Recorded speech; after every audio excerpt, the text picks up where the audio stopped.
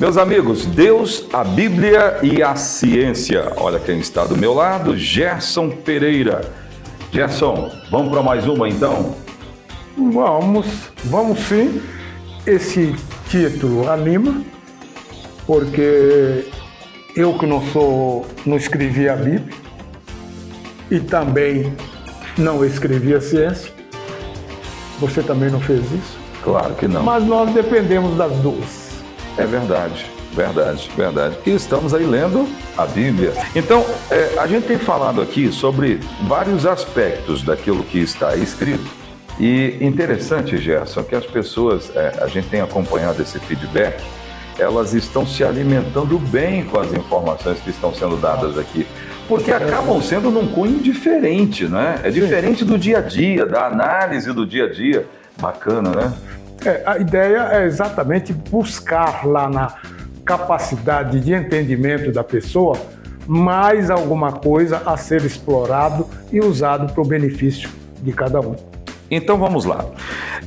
Eu já começo, Gerson, perguntando o seguinte: em que sentido pode se associar e aplicar Bíblia, a ciência e a natureza, hein? Pergunta boa.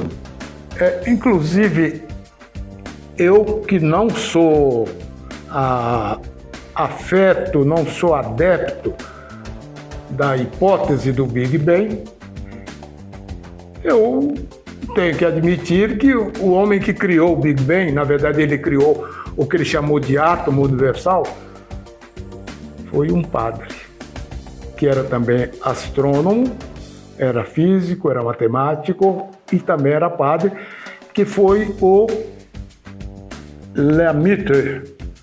Ele é um belga que tem um nome francês ou afrancesado, e ele não abria mão de que a ciência que ele praticava estava apoiando a teologia da qual ele era um pregador.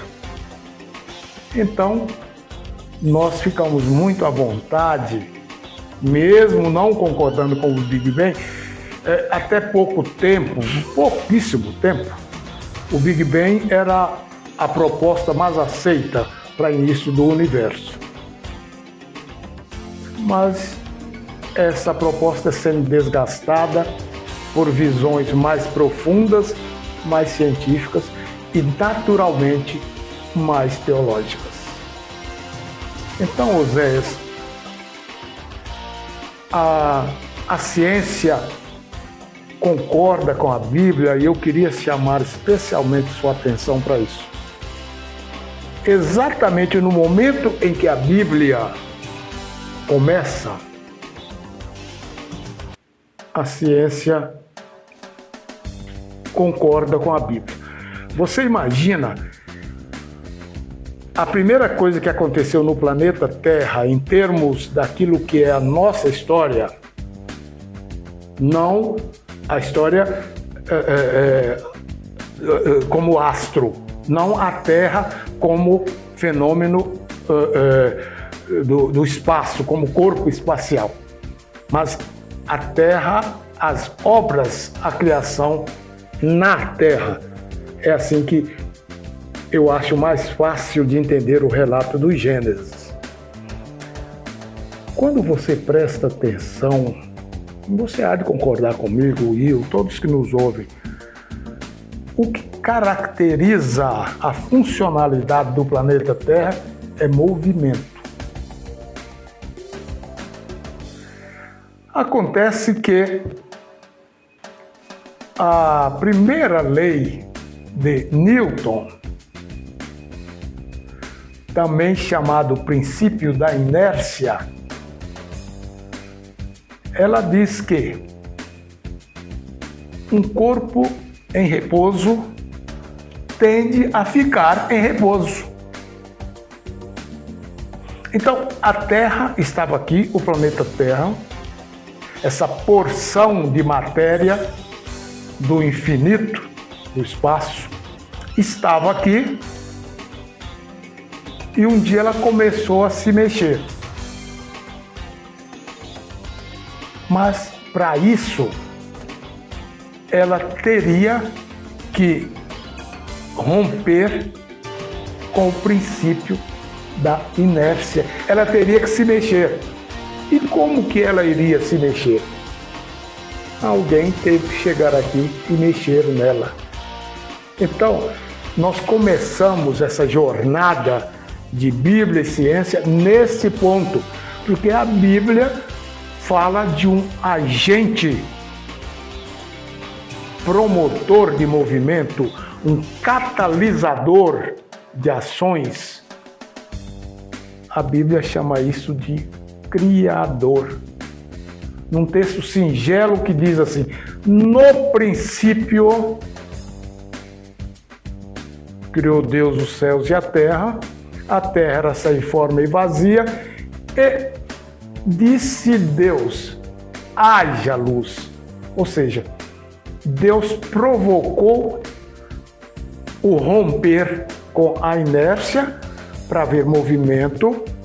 Luz é uma energia e, como toda energia, é um processo, é um movimento. Aí eu imagino que alguém, Osés, do seu pessoal, da sua audiência, pode estar perguntando: a lei de Newton é uma lei criada por um homem. Não, Osés, o Newton não criou a lei. Ele descobriu a lei. É mais fácil, inclusive, entender a ação dele assim.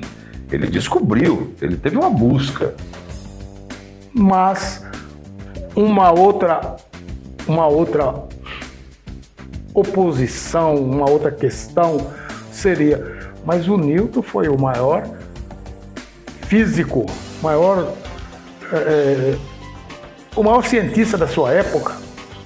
Então era fácil para ele ter essa visão. Eu estou vendo você com um aparelho na mão. Eu não preciso ser cientista, o Will não precisa ser cientista, nenhum de nós precisa ser cientista para descobrir que o aparelho vai continuar aí para sempre se você não levar a mão e mover, porque um corpo em repouso continua em repouso. Não precisa ser cientista. Você põe um objeto no lugar, uma dona de casa põe uma faca sobre a mesa, ela vai continuar lá, até que alguém venha apanhar. É simples, mas quando você aplica isso ao princípio do universo, você vê a necessidade de um agente mobilizador. Aquela dona de casa que tirou a faca do lugar. Aquele motorista de caminhão, sei lá de quê, que acionou o sistema elétrico e o sistema de combustão e o veículo passou a andar. O barbeiro que precisou acionar a tesoura para haver funcionalidade. Então, é altamente científico, é altamente leigo. É só considerar e perceber que há necessidade de que alguém mexa nesse sistema. E já que você abre falando de Bíblia, ciência, de Deus, eu acho que nós aqui juntamos os três. E juntou bem, tá? E juntou bem. Olha só, mas essa lei foi criada por homem, e aí como é que a gente vai comprová-la, né, Gerson? Pois é, tudo a ver, né? Na verdade, esta é a grande vantagem. Já que foi por homem, eu como homem também posso perceber essa lei. Você também pode, porque de fato os corpos não se mexem sozinhos. Então, faz todo sentido, aliás, engrossa o argumento da inércia, que não precisa ser um Newton, não precisa ser um Oséias, qualquer pessoa pode testar. Corpos, peças, objetos não saem do lugar sozinhos. E não vão sair nunca. Deus, a Bíblia e a ciência, Gerson, a gente vai continuar viajando nesse conhecimento. Vamos, porque ele não tem, vem de Deus, Deus é infinito. Muito bom. Deus, a Bíblia e a ciência, a gente volta na semana que vem.